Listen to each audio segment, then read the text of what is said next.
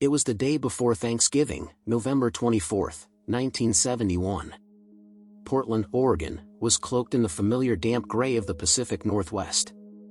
Rain tapped softly against the large glass windows of Portland International Airport, and travelers hustled through the terminal, wrapped in their coats, scarves, and holiday plans.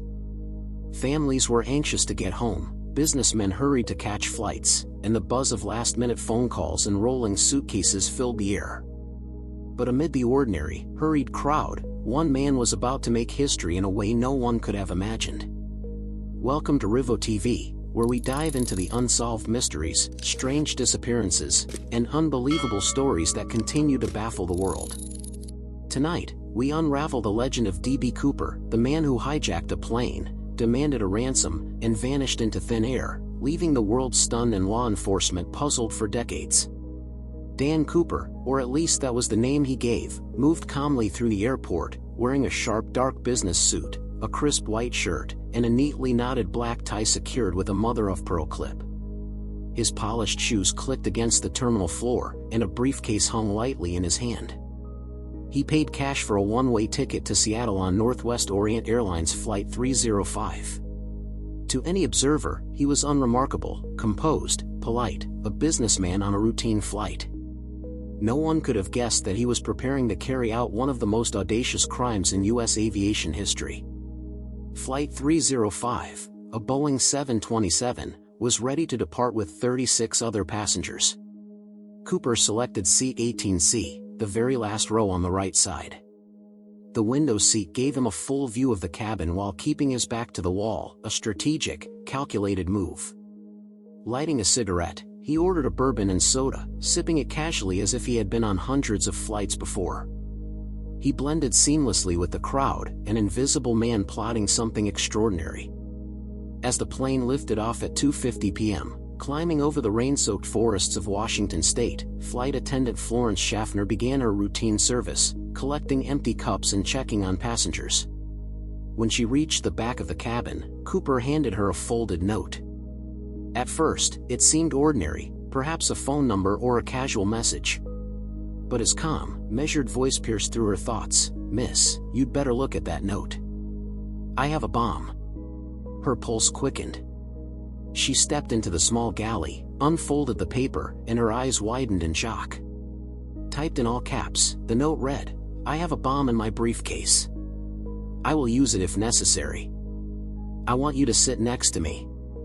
Cooper leaned forward and, ever meticulous, opened his briefcase just enough for her to see a terrifying array of wires, red cylinders, and a large battery. The threat was real. The plane was now under the control of a hijacker. Cooper's demands were specific and chilling. He wanted $200,000 in unmarked $20 bills, 4 parachutes, 2 main and 2 reserve, and a fuel truck waiting for the plane as soon as it landed in Seattle. Any delays or interference, he warned, and he would detonate the bomb without hesitation. Meanwhile, the other passengers remained completely unaware of the unfolding drama, chatting quietly, adjusting their headphones, or staring out the rain-streaked windows, oblivious to the deadly plan developing at the rear of the plane. On the ground, the FBI, Seattle police, and airport authorities scrambled. A manhunt, unprecedented in scale for the time, began. Agents rushed to the Seattle National Bank to assemble the $200,000, carefully recording serial numbers for every bill.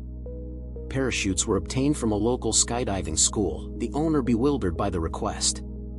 By 5:45 p.m., Flight 305 touched down at Seattle-Tacoma Airport. Law enforcement vehicles and agents lay in wait, concealed from view. Cooper examined the money and parachutes with meticulous precision, confirming that his demands had been met.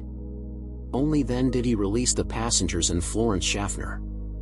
The cockpit crew and flight attendant Tina Mucklow remained on board, the latter serving as his communication link to the pilots. After refueling, Cooper issued highly detailed flight instructions. Maintain an altitude of 10,000 feet, speed below 200 miles per hour, landing gear extended, wing flaps at 15 degrees. Every command was deliberate, demonstrating a level of knowledge far beyond that of an amateur. The plane would continue into a dark, stormy night, the rain lashing against the fuselage, turbulence shaking the aircraft as if nature itself was warning them of the perilous journey ahead.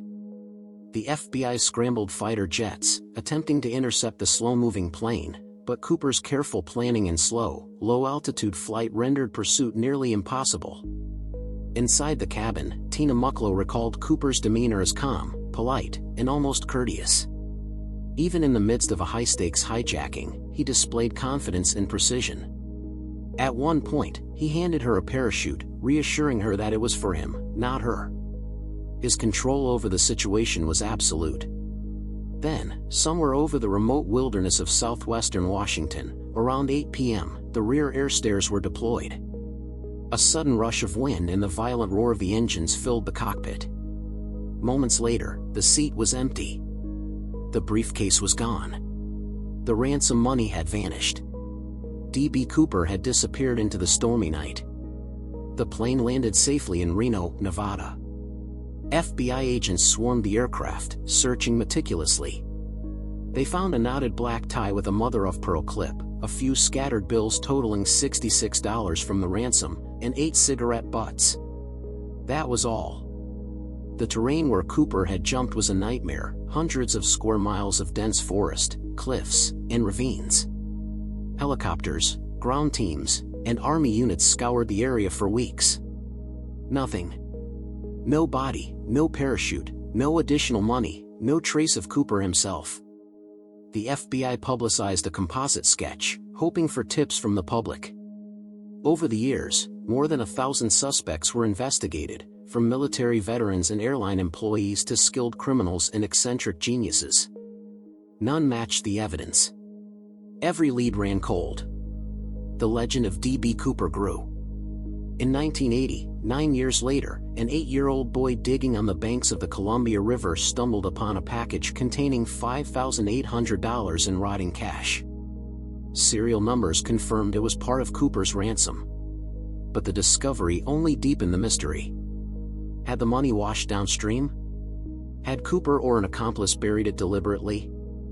Its discovery could not solve the larger question: what had really happened to D.B. Cooper? Over decades, speculation multiplied. Was he a skilled military parachutist?